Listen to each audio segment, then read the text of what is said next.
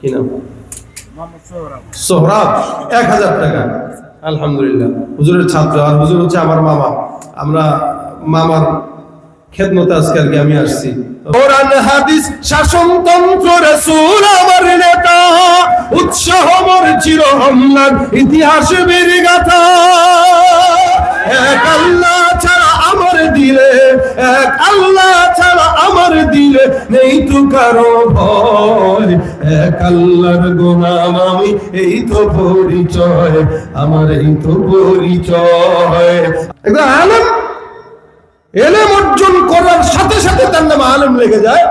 এমনকি মৃত্যু পর্যন্ত নয়, মৃত্যুর পরেও তার নাম আলেমই থাকে, জালেম হয় না। আলহামদুলিল্লাহ আলিয়্যিদ যাতি আযীমিস সিফাতি সামিয়িস সিমাতি কাবীরিশ শান জলিলিল কদরি রফি'আদ যিকরি মুতা'আল আমরি জালিল বুরহান فخيم الاسم عزيز العلم وسيع الحلم كثير الغفران ونشهد أن لا إله إلا الله وحده لا شريك له ونشهد أن سيدنا وسندنا وحبيبنا وحبيب ربنا وطبيبنا وطبيب قلوبنا ومولانا محمدا عبده ورسوله صلى الله عليه وعلى آله وأصحابه وبارك وسلم تسليما كثيرا كثيرا الذي أرسله الله تعالى بالحق بشيرا ونذيرا وداعيا إلى الله بإذنه وسراجا منيرا أما بعد فأعوذ بالله من الشيطان الرجيم بسم الله الرحمن الرحيم اقرأ باسم ربك الذي خلق وقال النبي صلى الله عليه وسلم من يرد الله به خيرا يفقهه في الدين أو كما قال عليه الصلاة والسلام وقال تعالى إن الله وملائكته يصلون على النبي يا أيها الذين آمنوا صلوا عليه وسلموا تسليما आवाज दिए সকলে জবানগুলো দুরূদ শরীফ পড়ি আল্লাহুম্মা সাল্লি আলা মুহাম্মাদ ওয়া আলা আলি মুহাম্মাদ কামা সাল্লাইতা আলা ইব্রাহিম ওয়া আলা আলি ইব্রাহিম ইন্নাকা হামিদুম মাজিদ اللهم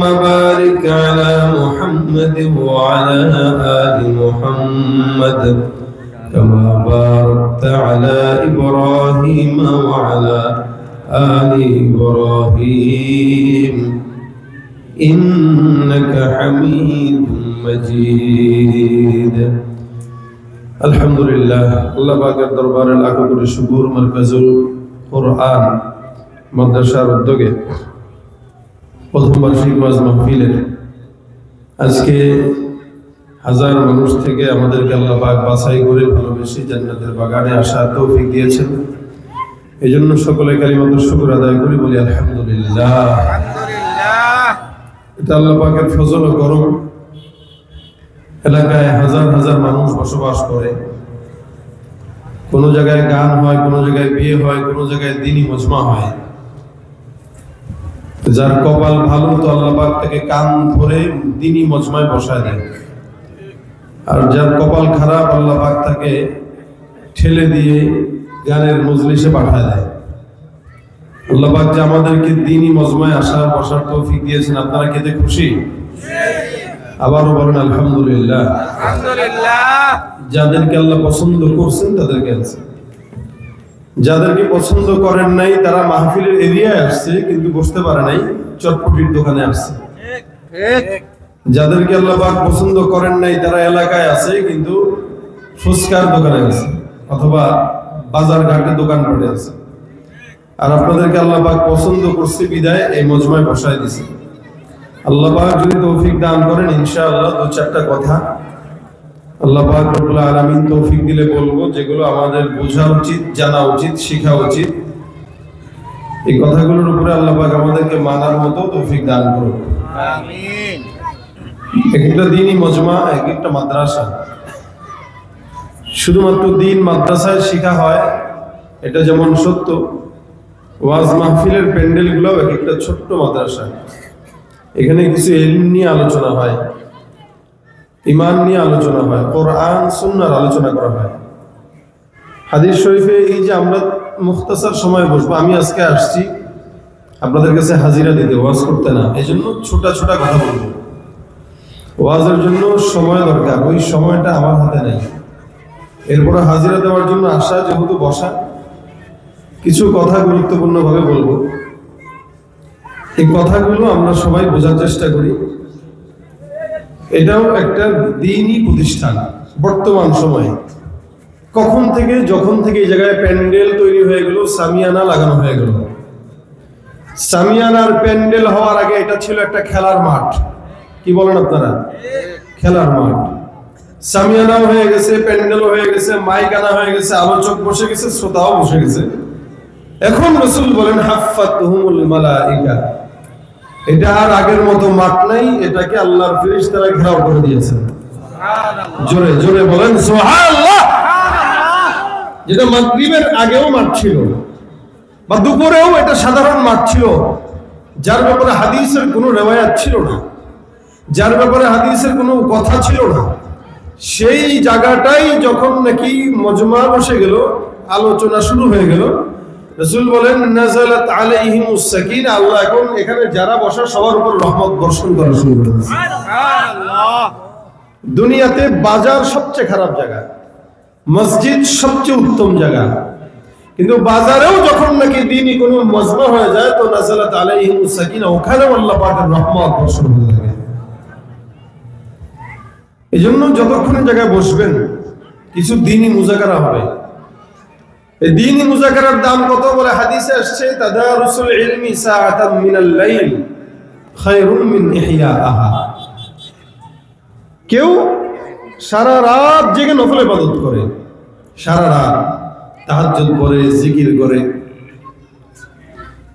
কোরআন তেলাওয়াত করে, এগুলো তার নফল ইবাদত, জেগে করতেছে। আবার কেউ 2-4 মিনিট ইমানি কিছু মুযাকারা, দ্বীনি কিছু শিক্ষা তালিম করতেছে, তারবিয়ত করতেছে। তো বলা হচ্ছে যে সারা রাত জেগে নফল ইবাদত করার চাইতে 2-4 মিনিট দ্বীনের ইলম আলোচনা করা আল্লাহর কাছে দামি। সুবহানাল্লাহ, সুবহানাল্লাহ। দ্বীনের ইলমের দরস দেওয়া, দ্বীনের ইলমের শিক্ষা অর্জন করা, শিক্ষা দেওয়া 5 মিনিট হতে পারে, 10 মিনিট হতে পারে, কিন্তু আল্লাহ পাকের কাছে সারা রাত জেগে নফল ইবাদতের চেয়ে উত্তম। কেন উত্তম?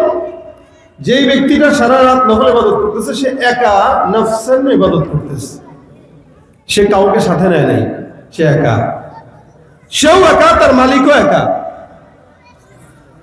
একার ইবাদত আর সমষ্টি ইবাদতে পার্থক্য আছে। আর যারা এই জায়গায় বসে দ্বীনি বয়ান শুনতেছে আর করতেছে, ইমানি কিছু মুযাকারা করতেছে, এরা একা নয়, এরা আবার 10 জনকে নিয়ে আমলের জজবার মুযাকারা করতেছে। তার মানে এই 10 জনের 5 জনও যদি আমল করে ওই একজনের চেয়ে বেশি না কম? বেশি। এই জন্য ইলমের কোন মুযাকারা সারা রাত জেগে নফল ইবাদতের চেয়ে উত্তম। সারা রাত জেগে নফল ইবাদত মানুষ একা করে, আর ইলমের মুযাকারা একা হয় না, সবাইকে নিয়ে হয়। সুতরাং আজকের এই মজমা আল্লাহর কাছে দামি। যতক্ষণ আমরা বসবো ইমানের আওয়াজকে উঁচু করে সুবহানাল্লাহ আলহামদুলিল্লাহ আল্লাহু আকবার ধ্বনিকে উঁচু করে থাকতে পারবো ইনশাআল্লাহ। আওয়াজ দিয়ে বলেন পারবো ইনশাআল্লাহ। নারায়ে তাকবীর। আমরা আল্লাহ পাকের কোরআনের সৈনিক, কি বলেন ঠিক না? এই মাদ্রাসার মাহফিলটাও কোরআনের মাদ্রাসার মাহফিল, মাদ্রাসার মাহফিল, মাহফিলটাও কোরআনের মাহফিল। মাদ্রাসাতেও কোরআন শেখানো হয়, মাহফিলেও কোরআনের সবক দেওয়া হয়, কি ঠিক না? সুতরাং আমরা আল্লাহ পাকের কোরআনের সৈনিক। আমরা আল্লাহ পাককে ছাড়া আর কাউকে ভয় করি না। জবান খুলে বলেন করি না। আমাদের পরিচয় আমরা কার গোলাম? জোরে জোরে বলেন কার গোলাম? আল কোরআনের সৈনিক আমি, নেই তো কোনো ভয়, এক আল্লাহর গোলাম আমি, এই তো পরিচয়। ঠিক না? আল কোরআনের সৈনিক আমি, নেই তো কোনো ভয়, এক আল্লাহর গোলাম আমি, এই তো পরিচয় আমার, এই তো পরিচয়। এই পৃথিবীর সবই নকল, এই পৃথিবীর সবই নকল, আসল কিছুই নয়, এক আল্লাহর গোলাম আমি, এই তো পরিচয় আমার, এই তো পরিচয়। কোরআন হাদিস শাসনতন্ত্র রাসূল আমার নেতা, উৎসাহ মোর চির অম্লান ইতিহাস বীর গাথা। এক আল্লাহ ছাড়া আমার দিলে, এক আল্লাহ ছাড়া আমার দিলে নেই তো কারো ভয়, এক আল্লাহর গোলাম আমি, এই তো পরিচয় আমার, এই তো পরিচয়। আল কোরআনের সৈনিক আমি, নেই তো কোনো ভয়, এক আল্লাহর গোলাম আমি, এই তো পরিচয় আমার, এই তো পরিচয়। ঠিক কিনা? আমরা কার গোলাম? আপনারা কার গোলাম? ভাই দিল থেকে বলেন, দিল থেকে বলেন। কোন কথা কাউকে সন্তুষ্ট করার জন্য না, বক্তা জিজ্ঞাসা করছে দায়বদ্ধতার জবাব না, যা বলবো দিল থেকে। আমরা আল্লাহ পাকের খাঁটি গোলাম যদি হই, যতক্ষণ এখানে থাকবো দ্বীনের মসজিদে, যতক্ষণ বসবো দিল থেকে মহব্বত করে বসবো ইনশাআল্লাহ। আল্লাহ পাক কবুল করুন। ভাই আমার আল্লাহ পাক দেখেন প্রত্যেকটা বান্দাকে, প্রত্যেকটা জাতিকে দুনিয়াতে পাঠানোর পরে ও জাতির উপর একটা জীবন বিধান দিয়ে দিয়েছিলেন। মুহাম্মদ রাসূলুল্লাহ সাল্লাল্লাহু আলাইহি ওয়াসাল্লাম আসার পরেও আল্লাহ পাক রাসূলের উপরে একটা জীবন বিধান আরোপ করেছেন, যেটা রাসূল সহ দুনিয়াতে যত উম্মত আসবে প্রত্যেকটা উম্মতের জন্য অনুসরণীয়, অনুকরণীয়। এই কিতাবের নাম কোরআন। এটা জীবন বিধান, উত্তম জীবন বিধান। এর চাইতে বড় উত্তম জীবন বিধান আর নাই, আসবেও না। এবং আল্লাহ পাক রব্বুল আলামিন দুনিয়া সৃষ্টি করেছেন। আল্লাহ পাক বলেছেন আর রহমান আল্লামাল কোরআন, খলাকাল ইনসান আল্লামাহুল বায়ান। এবং কোরআনের সর্বপ্রথম যেই শব্দ, এটাও আল্লাহ পাক রব্বুল আলামিন বলেন ইকরা বিসমি রাব্বিকাল্লাযী খালাক। পড়ো, পড়ার কথা আল্লাহ পাক বলেন। তার মানে বান্দার শিক্ষা ছাড়া কোনো রাস্তা নাই। জাতি সভ্য হতে গেলে, ভদ্র হতে গেলে শিক্ষার দরকার আছে কিনা? শিক্ষা দুইটা, একটা জাগতিক, একটা কোরআনের। জাগতিক শিক্ষা দিয়ে দুনিয়া বোঝা যায়, জাগতিক শিক্ষা দিয়ে দুনিয়ার সব কিছু জানা যায়, লেকিন জান্নাত বোঝা যায় না। আর কোরআনের শিক্ষা দিয়ে দুনিয়াও বোঝা যায়, জান্নাতও চেনা যায়। কথা কয় না? আপনাদের দ্বিমত আছে মনে হয় কথায়। কোরআন থেকেই তো যত উন্নতি সব বের করতেছে। আপনি ডাক্তার বলেন, ইঞ্জিনিয়ার বলেন, এই বিজ্ঞানীদের যত আবিষ্কার বলেন, সব কিছু কোরআন রিসার্চ করে করেই হচ্ছে। আমরা মুসলমানরা এত নালায়েক না খান্দা, আমাদের চাইতেও বেশি কোরআন চর্চা করে ইহুদি নাসারা। আমরা কোরআন পারিও না, বুঝিও না, পড়তেও জানি না, শুনতেও চাই না, অথচ আমরা মুসলমান। উচিত ছিল কোরআন আমাদের বেশি তেলাওয়াত করা, উচিত ছিল কোরআন চর্চা আমাদের বেশি করা। কিন্তু আমরা মুসলমান হিসেবে সারা বছর কোরআনকে তাকে রেখে দেই। রমজান আসলে কোনো মতে ধরে 2-3 দিন পড়ি, 10 রমজানের পরে কোরআন আবার আগের জায়গায় চলে যায়, মুসার মতো লোক পাওয়া যায় না। এ হচ্ছে আমাদের কোরআন তেলাওয়াতের হাল। অথচ আমাদের চাইতে বেশি বেশি কোরআন রিসার্চ করে ওরা কোরআন রিসার্চ করে, শুধু তাই না, কোরআন অনুযায়ী ওরা চলো, কিন্তু শুধুমাত্র ঈমান আনে না, কিন্তু ওরা কোরআনকে মানে, বুঝে, জানে, শুধু ঈমান আনে নাই। এজন্য আল্লাহ পাক কোরআনের সর্বপ্রথম আয়াত দিয়েছেন ইকরা বিসমি রাব্বিকাল্লাযী খলাক, পড়ো তোমার ওই প্রভুর নামে, ইকরা বিসমি রাব্বিক, তোমার প্রভুর নামে যিনি সব কিছু সৃষ্টি করেছেন।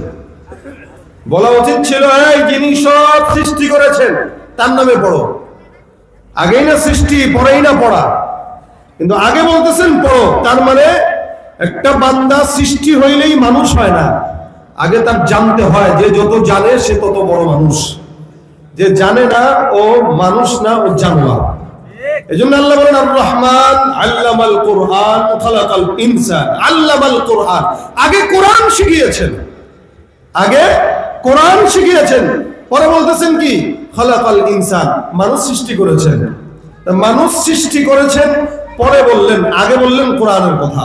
তার মানে মানুষের সর্বপ্রথম যেটা শব্দ ওটা কোরআন, সর্বপ্রথম যেটা দরকার ওইটা কোরআন।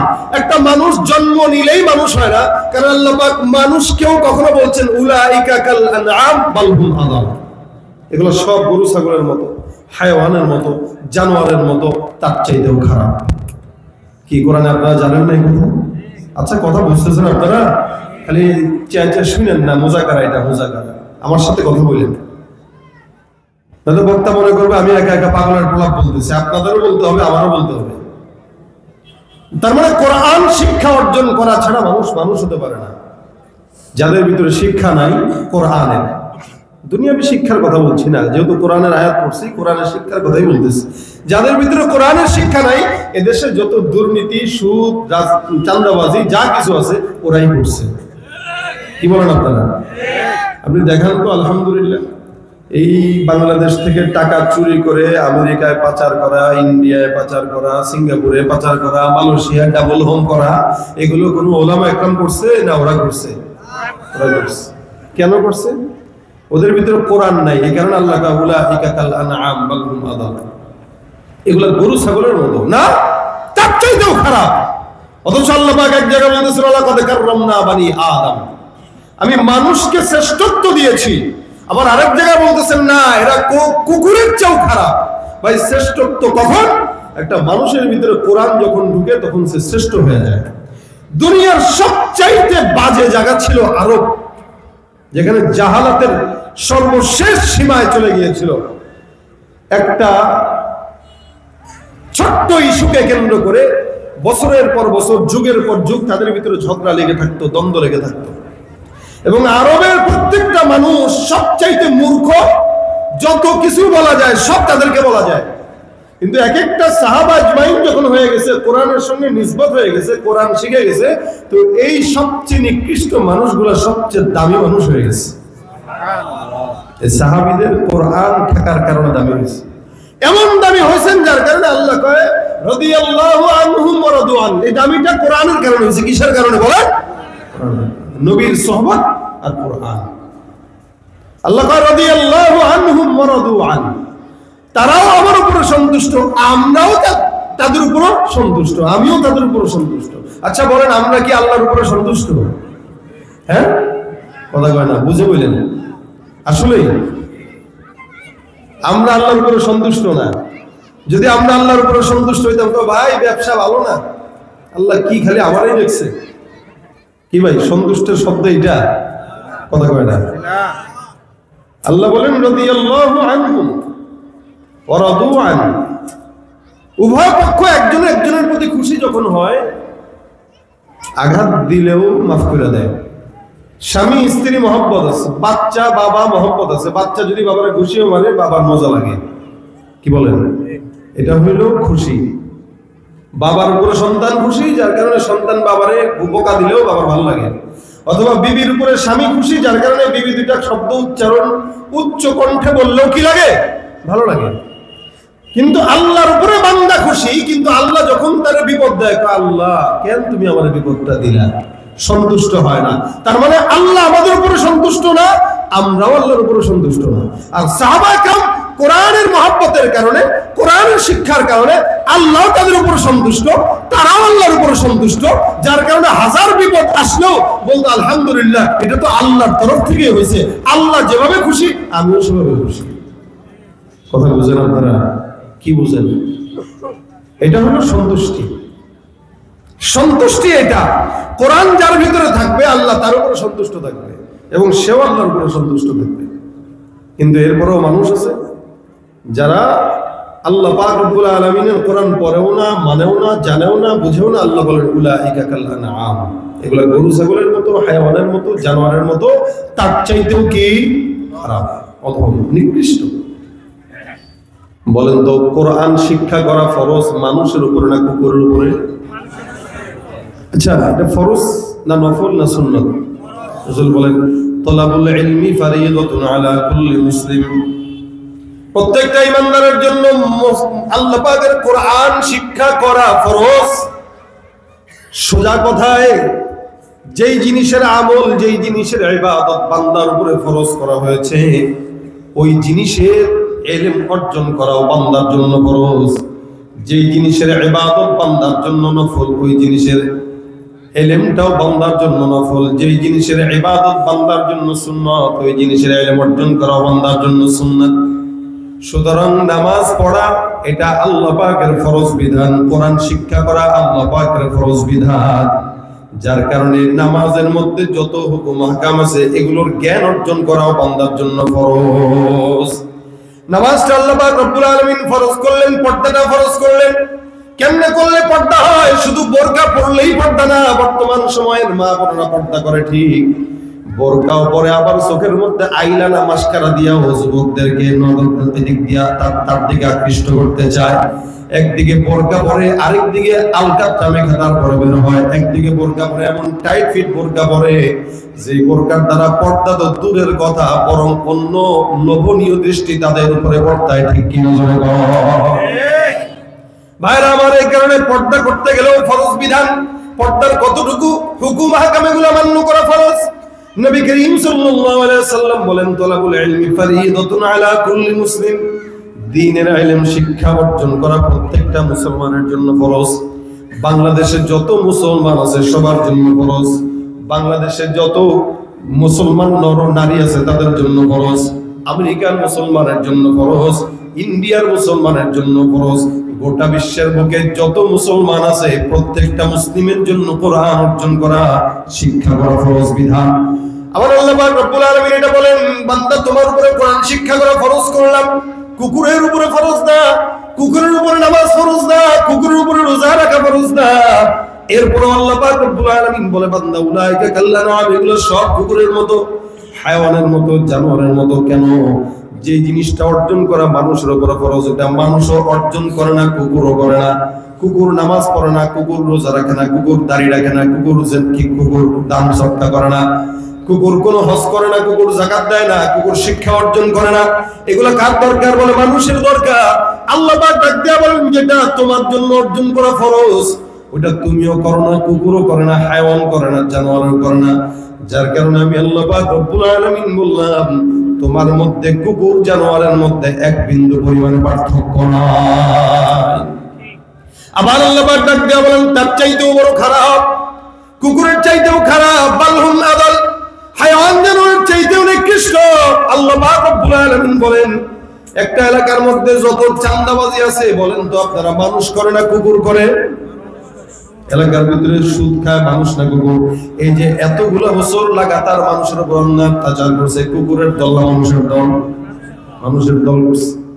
আল্লাহ পাক রব্বুল আলামিন কয়, যে কাজটা কুকুর করে না, শুয়োর করে না, হায়াওয়ান করে না, জানোয়ার করে না, ওই কাজটা তুমি মানুষ হয়ে করার কারণে তুমি কুকুরের চাইতেও খারাপ। আর তুমি মানুষ হয়ে কেন করো জানো? কারণ তোমার মধ্যে আল্লাহর কোরআন নাই, যার কারণে তোমার যা মন চায় তাই করো, তোমার বিবেকে বাধে না।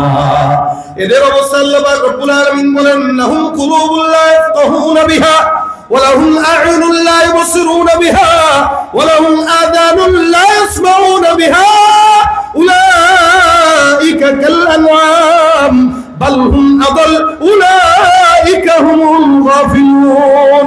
চক্ষু আছে দেখে না, অন্তর আছে চিন্তাও করে না, কান আছে শুনে না। আল্লাহ পাক রব্বুল আলামিন এদেরকে জানোয়ারের খাতায় নাম লেখায় দিয়েছেন। আর যে বান্দার ভিতরে কোরআনের জ্ঞান আছে, ওই বান্দা যতই নালায়েক না কান্দা হোক না কেন, শুধুমাত্র কোরআনের কারণে আল্লাহর ফেরেশতার চাইতেও বান্দার সম্মান বেড়ে যায়। এ ভাইরা আমার, সারা দুনিয়ার মধ্যে সব বান্দাদের বেলায় আল্লাহ পাক রব্বুল আলামিন এত সম্মান মর্যাদার কথা কোরআন হাদিসের মধ্যে বলা হয় নাই। রাসূল করিম সাল্লাল্লাহু আলাইহি ওয়াসাল্লাম বলেন, বান্দা জানো, জমিনের মধ্যে যত বান্দারা তালিবুল ইলম হবে, কোরআনের জ্ঞান অন্বেষণকারী হবে, আপনার আমার পদ বড় হতে পারে, আপনার আমার অনেক বড় ক্ষমতা থাকতে পারে, টাকাও বেশি হতে পারে, কিন্তু একজন তালিবুল ইলমের সম্মান আল্লাহর দরবারে কত দেখেন। রাসূল করিম সাল্লাল্লাহু আলাইহি ওয়াসাল্লাম বলেন, ইন্নাল মালাইকাতা লাতাদউ আজনিহাতাহা রিদাল লিতালিবিল ইলম। ছোট্ট ছোট্ট মাদ্রাসার ছাত্ররা যখন সামনে দিয়ে হেঁটে যায়, আপনার কাছে মনে হয় বাচ্চা, ছোট্ট বাচ্চা, মাদ্রাসায় পড়ে সাধারণ একজন ছেলে, কিন্তু আল্লাহ পাক রব্বুল আলামিনের হাবিব বলেন, না না, এটা সাধারণ কোনো বাচ্চা নয়।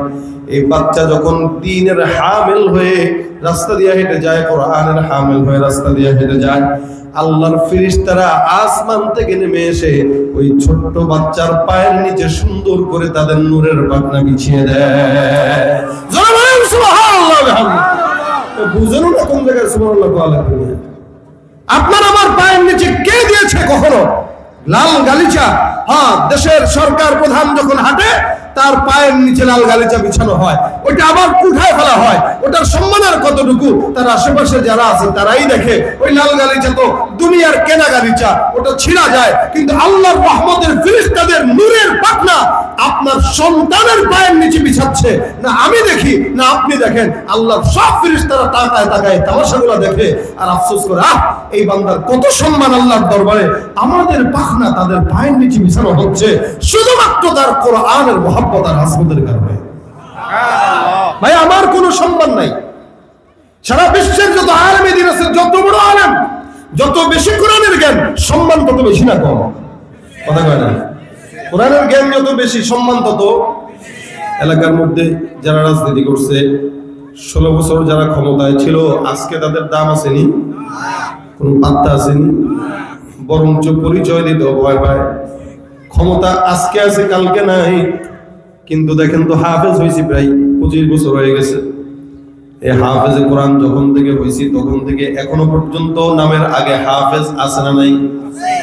সাবেক মন্ত্রী, সাবেক এমপি, সাবেক প্রধানমন্ত্রী, হাফেজে কোরআনের নামের আগে কোনোদিন সাবেক ব্যবহার করা হয় না।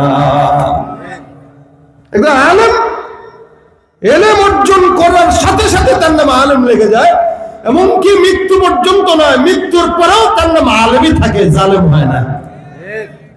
আর এমপি মন্ত্রী, সাবেক মন্ত্রী ছিল, সাবেক এমপি ছিল, সাবেক চেয়ারম্যান, সম্মান আছে আজকে, কালকে নাই। ক্ষমতা যত বাড়ে, ক্ষমতার সঙ্গে সঙ্গে শত্রু বেড়ে যায়।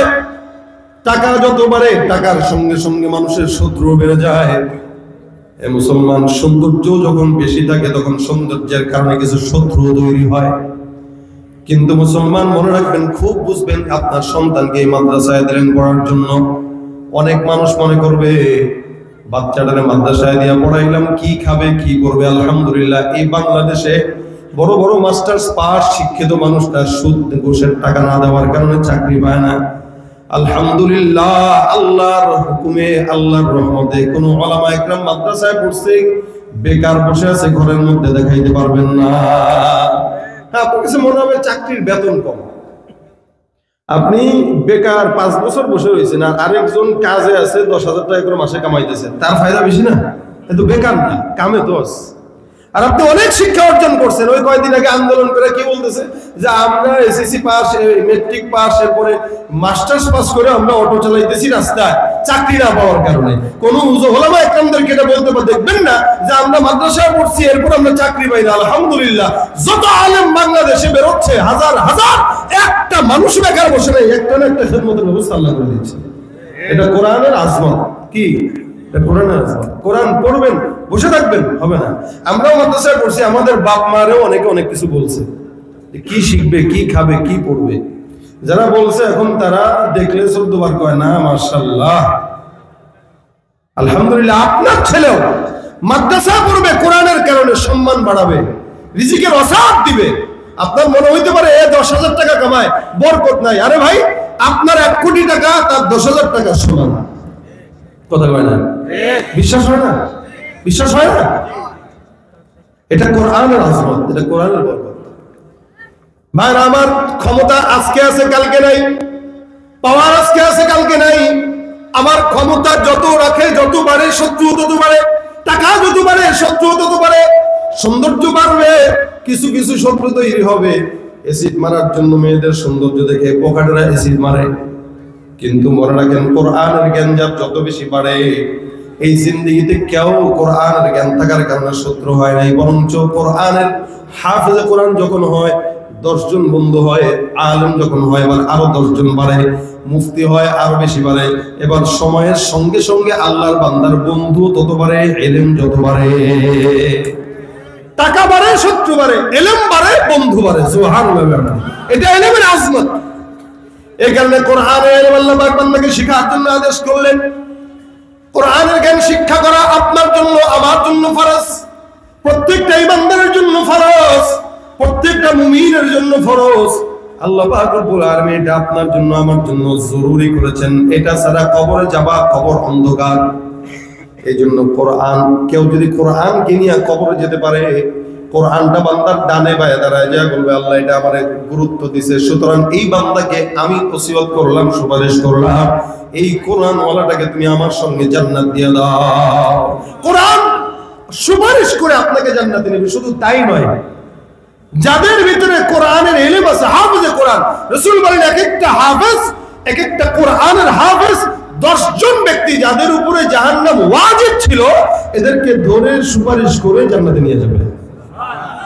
আপনার কিঞ্চিত সম্পর্ক যদি মাদ্রাসার সাথে থাকে, আপনার কিঞ্চিত সম্পর্ক এই কোরআনের সঙ্গে থাকে, আপনি 5টা টাকা দিয়ে কখনো সহযোগিতা করলেন, অথবা 1 বস্তা চাউল কখনো দিলেন, ইনশাআল্লাহ আমিন, আপনার এই এলাকার যে হাফেজে কোরআন এখান থেকে হাফেজ হবে, কিয়ামতের ময়দানে দেখা করবো, আল্লাহ ওই যে আব্দুর রহমান ভাই দেখা যাইতেছে আমাদের মাদ্রাসায় এই মাসে মাসে 1 বস্তা চাউল দিত, আল্লাহ আজকে তো 10 জনের কথা বলছেন, 9 জন খুঁজে পাইছি, আরেকজন পাচ্ছিলাম না, ওই যে দেখে ফেলছে আব্দুর রহমান ভাইকে, আল্লাহ সে আমাদের মাদ্রাসায় সহযোগিতা করতো, হাফেজ হওয়ার জন্য এর পিছনে অবদান আছে, তাকে আমার সাথে জান্নাত দিয়ে দেন, আমার আর কোনো আপত্তি নেই।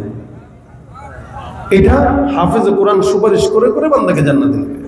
একটা হাফেজের কত পাওয়ার! শুধু তাই না, একটা হাফেজে কোরআনের বাবা মার পাওয়ার কতটুকু থাকবে যে মানুষ কিয়ামতের ময়দানে দেখলে বুঝবে যে ওই এত জল করে কার মাথার উপরে দেখ, নিশ্চিত মনে হয় এটা হাফেজে কোরআনের বাবা মা। সুবহানাল্লাহ, একটা সূর্য পৃথিবী থেকে প্রায় 13 লক্ষ গুণ নাকি বেশি বড়। এত বড় সূর্য দুনিয়াতে তো ঢুকবে না। আচ্ছা, যদি কোনো একটা ঘরে সূর্য রাখা হয় কত আলো হবে তাহলে? যদিও এই পৃথিবীর থেকে লক্ষ গুণ বড়, 13 লক্ষ গুণ বড়, ঢুকবে তো না। যদি ঢুকানো হয় তাহলে আলোটা কতটুকু হবে? না, হাফেজে কোরআনের মা বাবার মাথায় আল্লাহ পাক যে নূরের টুপি পরাবে, ওটার আলো তার চাইতে দ্বিগুণ হয়ে যাবে। এটা শুধু হাফেজে কোরআনের বাবা মার সম্মান। আর হাফেজের সম্মান, আপনার ছেলেকে আপনি হাফেজ বানাবেন এই কারণেই, আপনি হয়তো দুনিয়াতে 5 তলা বিল্ডিং করেই খুশি, আর জান্নাতে আপনার ছেলে ইনশাআল্লাহ কোরআনের যত আয়াত আছে ততগুলা তার তালা বিশিষ্ট রাজপ্রাসাদ জান্নাতে আল্লাহ পাক তাকে দিবেন। রাসূল বলবেন, আল্লাহ পাক রব্বুল আলামিন আদেশ করে বলবেন, ইকরা ওয়ারতাকি, ইকরা ওয়ারতাকি। এক একটা হাফেজে কোরআন সূরা ফাতিহা থেকে নিয়ে নাস পর্যন্ত পড়বে, আল্লাহ বলবেন তুমি এক আয়াত করে পড়ো আর এক এক তালা করে জান্নাতে উঠতে থাকো। বান্দা পড়বে আর উঠবে, পড়বে আর উঠবে, 6600 আয়াতের বেশি বান্দা পড়বে, আল্লাহ পাক তাকে সেই বিশিষ্ট জান্নাতে ঘর দান করে দিবেন। এটা হাফেজে কোরআনের মর্যাদা, কোরআন শিক্ষা। এই কারণে ফরজ, কোরআন শিখলে মানুষ মানুষ হয়, শয়তান হয় না। আর যার ভিতরে কোরআন নাই ও চোর হয়, যার ভিতরে কোরআন নাই দুর্নীতিবাজ হয়, যার ভিতরে কোরআন নাই সিন্ডিকেট ব্যবসায়ী হয়, শুধু কোরআন না থাকার কারণে। এজন্য বাচ্চাকে আলেম বানান, হাফেজ বানান, যা বানান না কেন, অন্তত বাচ্চাকে কোরআনের শিক্ষা অর্জন করান। বাচ্চা ইঞ্জিনিয়ার হবে হোক, ডাক্তার হবে হোক। আমাদের দেশের ডাক্তারগুলা কসাইয়ের মতো মানুষকে জবাই করে। এখন তো ভিজিট 1200 টাকার নিচে নাই, কদিন পরে 2000 টাকা হবে। আর রোগীর মরা ছাড়া তার উপায় নেই। একটা গরিব মানুষ যদি 2000 টাকা 1500 টাকা খালি ডাক্তারের বিল দিয়ে তো ওষুধ খাবে কি? টেস্টও আছে। যদি ডাক্তারটার দ্বীনের ইলম থাকতো, ওই বান্দা কোরআনের জ্ঞানের কারণে ডাক্তার হইতো, কিন্তু কসাই হতো না। কোরআনের ইলম যদি ছোট্টবেলায় শিক্ষা দেয়, ইঞ্জিনিয়ার হবে। রোডের পরিবর্তে কোনদিন রোড ঘাটে বাস দিবে না ইনশাআল্লাহ। কি বলেন আপনারা?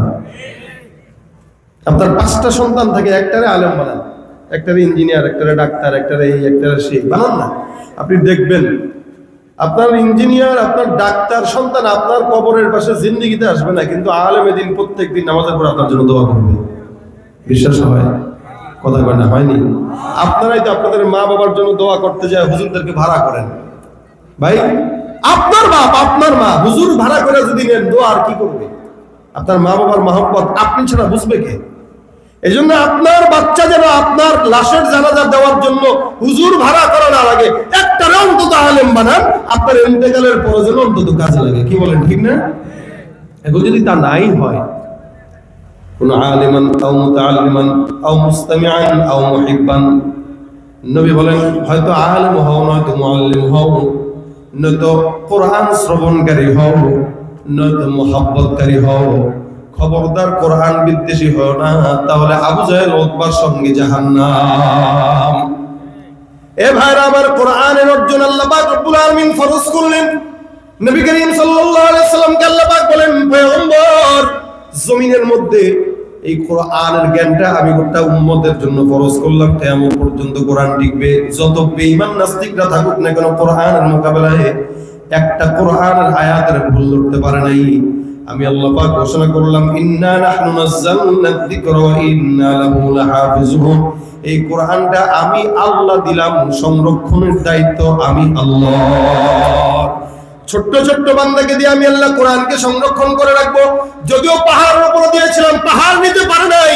আল্লাহ পাক ডাক দিয়ে বলেন, লাউ আনজালনা হাযাল কুরআন আলা জাবালিন লারাআইতাহু খাশিআম মুতাসাদ্দিআম মিন খাশিয়াতিল্লাহ। কোরআনটাকে পাহাড়ের উপর রাখা হয়ে গেছে, পাহাড় নিতে পারে নাই। সমুদ্রের কাছে দেওয়া হইলেও সমুদ্রও নিতে পারে নাই। দুনিয়ার কাছে দেওয়া হয়েছে, দুনিয়া নিতে পারে নাই। ছোট্ট 8 বছরের 7 বছরের বাচ্চা কোরআনটা কেমনে নেয়? আমার আল্লাহ পাক ডাক দিয়া কয়, কোরআনটা যদিও তার সিনার মধ্যে আছে, কিন্তু সে গ্রহণ করে নাই। এই কোরআনের ব্যাগটা আমি আল্লাহ বান্দার সিনার মধ্যে ঢুকায় দিয়া কোরআনের সমস্ত ওজন আমি আল্লাহ আমার কুদরতের হাতে রেখে দিলাম। যার কারণে বাচ্চাটা পারলো। দেখবেন বাজারে সন্তান যায় বাজার করার জন্য, বাপ সন্তান কয়, বাবা আমার মাথার উপরে বাজারের ব্যাগটা দাও, 5 কেজি ওজনের ব্যাগ। বাবা মাথার উপরে দেয়, কিন্তু হাতলটা বাবার কাঁধেই থাকে, বাবার হাতে থাকে। সন্তান বাসায় যায়, মা মনে করে এত বিশাল বড় ব্যাগ আনছে, সন্তানকে আমার 2-3 প্লেট ভাত খাবো, আজকে বিশাল বড় ওজনের জিনিস নিয়ে আসছি। সন্তানের হালত দেখে বাবাও হাসে, মাও হাসে, কারণ বাবা মা জানে সন্তান এটা আলগায় নাই। এই ওজনটা ছিল সম্পূর্ণ তার বাবার হাতে। বাচ্চারা মনে করে 8 বছর 9 বছর 7 বছর 5 মাসে 40 দিনে আমি মনে হয় হাফেজে কোরআন হয়েছে, এটা আমার ক্রেডিট না। না, আমার আল্লাহ বলে, বান্দা তোর সিনার মধ্যে কোরআনটা কেবল রেখে দিয়া এটার ওজনটা আমি আল্লাহর হাতে রেখে দিলাম। ভাইরা আমার, দেখেন সমস্ত নবীদেরকে আমার আল্লাহ পাক রব্বুল আলামিন কিতাব যখন দিয়েছেন, হাতের মধ্যে সুন্দর করে ধরায় দিয়েছেন। এই মুসা পয়গম্বর নাও তোমার কিতাব আমল করো, ঈসা নাও তোমার কিতাব আমল করো, দানিয়েল নাও তোমার কিতাব আমল করো, জাকারিয়া নাও তোমার কিতাব আমল করো, দাউদ নাও তোমার কিতাব আমল করো। কিন্তু আমার আল্লাহ পাক রব্বুল আলামিন পয়গম্বরকে তুর পাহাড়ে ডাকলেন, জিবরিলের সঙ্গে সুন্দর করে বুকটা মিলাই দিলেন। এই জন্য আমার নবীকে আল্লাহ পাক রব্বুল আলামিন উম্মি নবী বানাইছেন। উম্মি মানে মায়ের পেট থেকে যেটা হচ্ছে এটা শিখে আসে ওইটা। আচ্ছা বলেন তো, মায়ের পেট থেকে কেউ শিখে আসে নাকি? না। মায়ের পেটের থেকে যেমনে বের হয় এটারে বলা হয় উম্মি, মানে একদম খালি। আমার পয়গম্বর ছিল উম্মি। রাসূল ডাক দিয়ে বলেন, আল্লামানি রাব্বি ফাআহসানা তালিমা আদাবানি রাব্বি ফাআহসানা তাদিবা। যা শিক্ষা অর্জন করানোর আমি শিখে আসি নাই। আমার আল্লাহ পাক রব্বুল আলামিন একটা একটা করে আমি পয়গম্বরের সিনার মধ্যে আল্লাহ পাক আমাকে ইলম অর্জন করায় দিয়েছেন। তার মানে পয়গম্বরের শিক্ষক কে?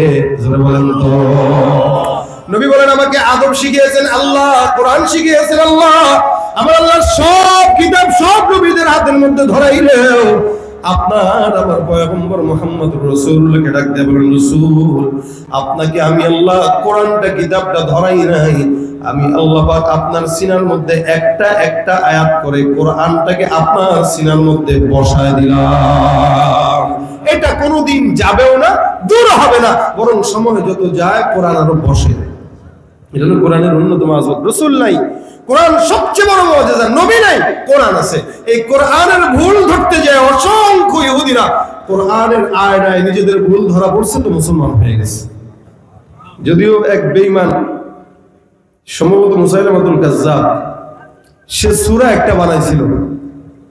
আল্লাহ পাক রব্বুল আলামিন চ্যালেঞ্জ করছে, কেউ সূরা বানাইতে পারবে না, ফাতু বিসূরাতিন মিন মিসলি, এটার মতো একটা সূরা আনো। এই চ্যালেঞ্জের মোকাবেলায় সে সূরা বানাইছে, কাল ফিল মাল ফিল ওমা আদরাকা মাল ফিল। আল্লাহ পাক কোরআনে একটা সূরা দিবেন, সূরাতুল ফিল, আলাম তারা কাইফা ফাআলা রাব্বুকা বিআসহাবিল ফিল। ঘটনা কি ঠিক আছে? সূরা আল ফিল মাল ফিল ওমা আদরাকা মাল ফিল লাহু খুরতুমুন তাওয়িল। মানে সে সূরা বানাইছে আল্লাহ মাদুবিরা, সে বলতেছে, দাবি করতেছে যে আল্লাহ পাক আমার ওহী দিছে। তো ওহীতে কি শিখাইছে? আল্লাহ বলছেন এই হাতি চিনোস? হাতি হইল তার সামনে একটা সুর আছে, নাউযুবিল্লাহ মিন যালিকা। হাতের পরিচয় দিয়া কোরআনের সূরা বানাইছে, এটা সে ঘোষণা করছে। অথচ এই কোরআনের একটা নোক্তা, একটা চেঞ্জিং কোনোদিন কেউ দেখাইতে পারে নাই, পারবেও না, সম্ভব না। তার মানে বোঝা গেল কোরআন কিয়ামত পর্যন্ত টিকা রাখবেন কে? আল্লাহ। এই জন্য বাংলাদেশে যত কওমি মাদারিস আছে, এই মাদারিসে কওমিয়া গুলো আলহামদুলিল্লাহ সারা বছর ঋণগ্রস্ত থাকলেও এগুলো চলে যায়, আল্লাহ চালায় দেয়। ওলামা ইকরামদের বেতন বাকি, হুজুরদের বেতন 1 মাস 2 মাস 3 মাস বাকি। কোন ওলামা ইকরাম বেতন বাকির কারণে চাকরি ছেড়ে যায় না, থাকে। কারণ আল্লাহ পাক এভাবেই তাদের দিলকে তৈরি করেছে তার কোরআনের খেদমতের জন্য। এজন্য কিছু মানুষ এই জায়গায় লেগে থাকে। তা আপনার আমার কাজ কি? যারা আমরা আলেম হইতে পারি না, আমাদের কাজ হলো আমাদের কোরআন শিক্ষা অর্জন করা। যদি নিজে আলেম হইতে না পারি, শেষ বয়স অন্তত মাদ্রাসায় একটা সময় দিয়া প্রত্যেক দিন কোরআনটা আধা ঘন্টার জন্য হলেও শিখতে যায়। কারণ কেউ যদি কোরআন পড়ার সময় শিখতে যেয়ে যদি ভুলও পড়ে, বেঁধেও পড়ে, তো আল্লাহ পাক তাকে 10টা করে নেকি দান করেন। বুঝে পড়ুক না বুঝে পড়ুক, বুঝে পড়ুক না বুঝে পড়ুক, কোরআন পড়ার ফায়দা 1 নম্বর বুঝে পড়লেও সওয়াব, না বুঝে পড়লেও সওয়াব। 2 নম্বর কোরআন যে পড়বে আল্লাহর সঙ্গে তার তাআল্লুক বাড়বে। 3 নম্বর কোরআন যে পড়বে তার অন্তরের কালো দাগ দূর হয়ে যাবে। সুবহানাল্লাহ কইতেন না? আচ্ছা শুনেন, আপনারা শোনার জন্যই আসছেন। তো এই ফায়দা হলো 3টা। তার মানে কোরআন বুঝে পড়লেও সওয়াব, না বুঝে পড়লেও সওয়াব। তা আমাদের ভাইয়েরা কোরআন সবাই বুঝবে বিষয়টা এমন না, তবুও পড়েন। বর্তমানে অনেকেই বলতে চায় যে কোরআন না বুঝে পড়ো না ভাই, না বুঝে পড়লে সওয়াব নাই। ওদেরকে জুতা পিটা করবেন, কারণ ওরা আপনাকে কোরআন থেকে দূরে সরানোর চক্রান্ত করতেছে। কেমনে দূরে সরানো যায়? এমনিও জাতি পড়ে না, আবার কেউ বুঝা পড়েন, বলে তুমি কি বুঝবা? যেখানে এক একটা মাদ্রাসার ওলামা একদম 14-15 বছর পড়াও ঠিক মতো বুঝে না, আবার তাফসীর পড়া লাগে আলাদা ফান। সেখানে আপনি কি বুঝবেন? আপনার বোঝার দরকার, আপনার সওয়াব দরকার। কি বলেন? আপনার বোঝা দরকার, আপনার সওয়াব দরকার। আপনি সওয়াব নেন, হামিম, বাস 20 নেকি হয়ে গেছে। এক একটা অক্ষরে অক্ষরে কয় নেকি? 10 নেকি। বুঝে পড়লো না বুঝে পড়লো। এই জন্য আপনার উচিত আপনার সন্তানকে আলেম বানানো। যদি না পারেন, অন্তত নিজে প্রত্যেক দিন মাদ্রাসায় যেয়ে আধা ঘন্টার জন্য মুরব্বী 4-5 জন মিলে যান, শিখেন। বলতে পারবেন আল্লাহ শেষ বয়সে এসে কোরআন শেখার জন্য চেষ্টা করছিলাম, এই উসিলা আল্লাহ মাফ করবে ইনশাআল্লাহ। আর যদি কোরআন ওয়ালাদেরকে মহব্বত করেন, রুহিব্বুস সালিহিন ওয়া লাস্তু মিনহুম লাআল্লাল্লাহ ইয়ারযুকুনি সালাহা, আল্লাহর কাছে বলতে পারবো আল্লাহ কোরআন ওয়ালাদেরকে মহব্বত করতাম, এই উসিলা যদি একটু জান্নাত দাও, ইনশাআল্লাহ যাকে মহব্বত করবেন ও আপনাকে ভুলবে না, আপনাকে নিয়ে জান্নাতে যাবে ইনশাআল্লাহ।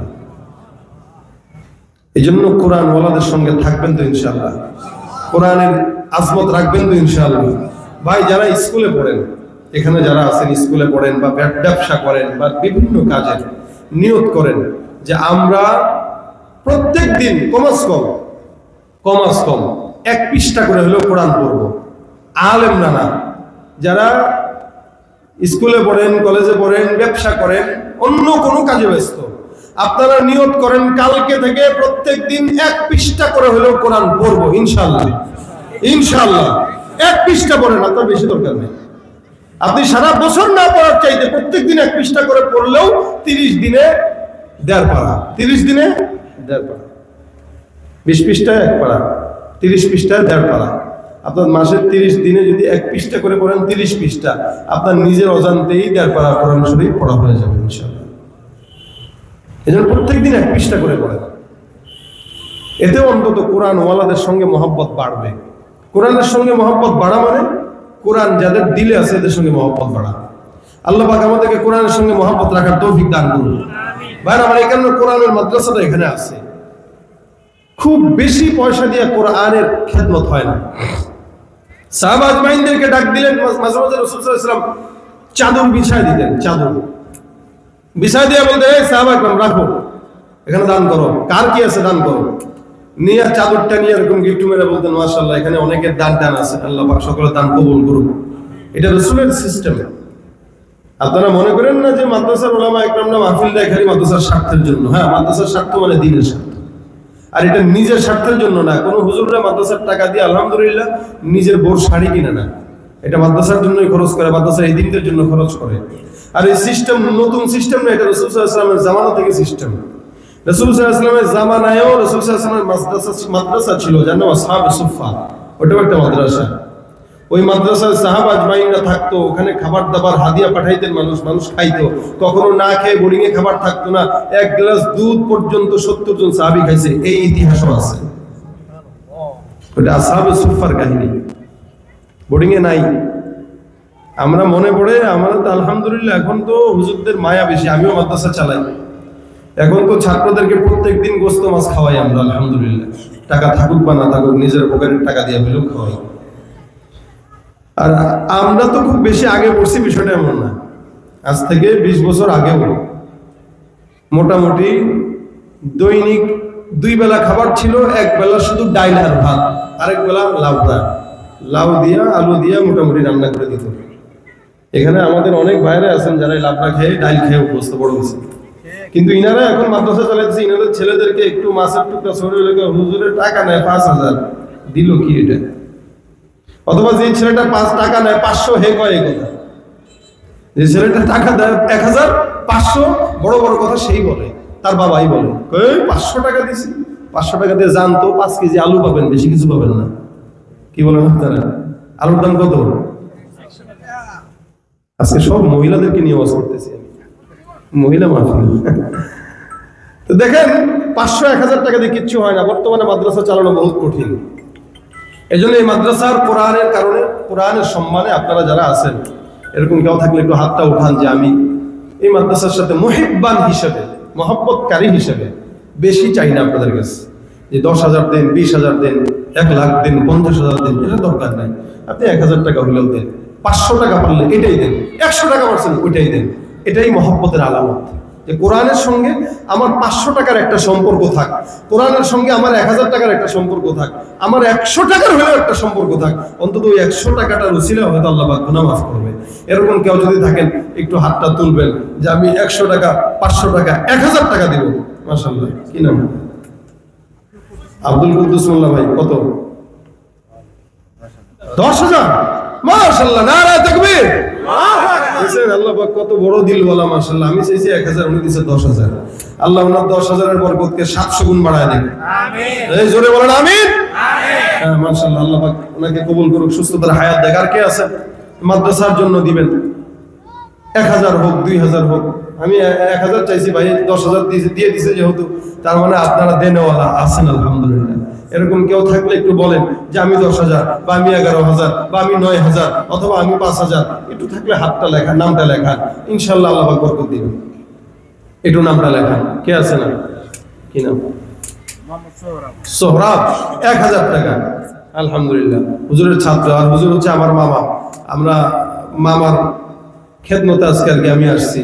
মামার মাদ্রাসা মানে আমারই মাদ্রাসা, এই কারণে আপনাদের কাছে চাচ্ছি আর কি ভাই, একটু থাকলে হাতটা উঠান, নামটা লেখান যে আমি 1000 টাকা, 500 টাকা দিব।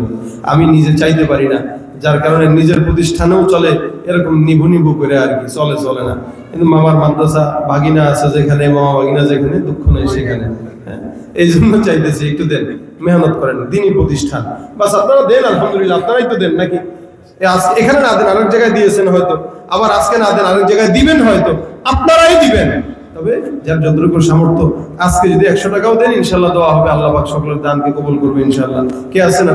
5000 হোক, 10,000 হোক, একটু নামটা লেখান। আজকে না পারেন 2 দিন পরে দেন, 2 দিন পরে দেন। কে আছে না? হাত উঠায় কে আছে না?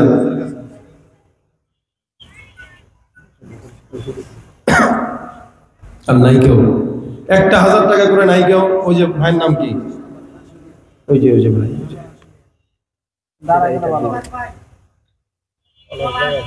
পলাশ ভাই 1000। আলহামদুলিল্লাহ, আল্লাহ পলাশ ভাইকে কবুল করুক। মোশাররফ মোল্লা ভাই 1000 টাকা দিবেন। হালিম মোল্লা ভাই 500 টাকা। মন্না হাওলাদার 500 টাকা। আর আরেক ভাই 5000 টাকা। আলহামদুলিল্লাহ, নাম বলতে অনিচ্ছুক এক ভাই 5000 টাকা দিয়েছেন। আল্লাহ পাক ওনাদের দানকে কবুল করুক। আর কে আছেন? 1000 টাকা করে একটু নামটা লেখান। 10 জন হইলেও তো 10টা 1000 টাকা হয়। এক ভাই নিজেই 10,000 দিয়েছে। আপনারা 10 জন মিলে যদি ওনার কাতারে একটু নামটা লেখাইতে পারেন, একটু হাতটা উঠান ভাই। নামগুলো একজন লিখলে ভালো হবে। আচ্ছা, নামগুলো লিখতেছে কে? নামগুলো একজন লেখেন ভাই। কে আছে এখানে দায়িত্বে? কে নাম কি? ও, নগদ দিয়েছে। আলহামদুলিল্লাহ।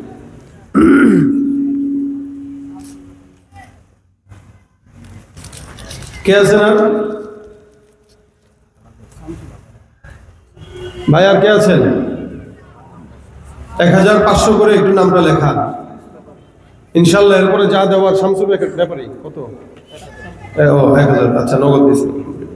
আর কে আছে ভাই? নগদ কেউ থাকলে 500, 1000 নগদ কেউ থাকলে একটু পাঠান এখানে। 100 টাকার করে একটা নোট দেন এখানে, ইনশাল্লাহ আল্লাহ বরকত দিবে। 100 টাকার করে একটা নোট বের করেন, বের করে এখানে নিয়ে আসেন। ভিতরে একটু কয়েকজন ঢুকেন তো, যারা 100 টাকার একটা নোট দিবেন, শুধু 100 টাকা, 10-20 টাকা এগুলো পরে দিয়ে নেন।